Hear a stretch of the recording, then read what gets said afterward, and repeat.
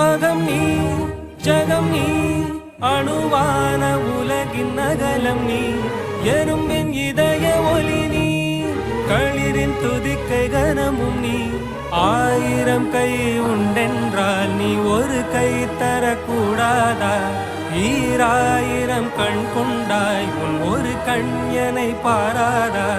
உன்னில் சரணடைந்தே